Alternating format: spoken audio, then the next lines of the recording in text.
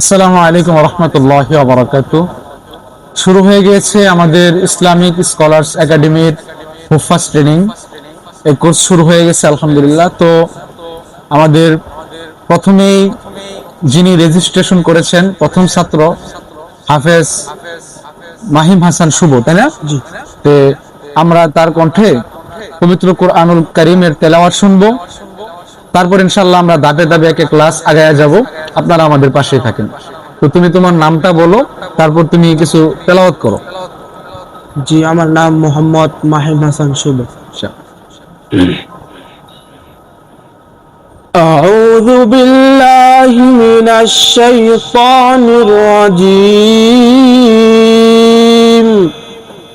بسم الله الرحمن الرحيم.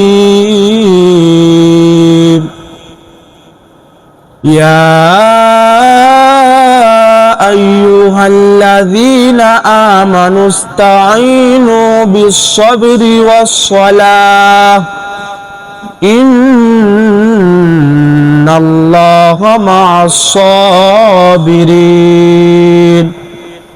ولا تقولوا لمن يقتل في سبيل الله أموات بل أحياء ولكن لا تشعرون. ولنبلونكم بشيء من الخوف والجوع ونقص من الأموال والأنفس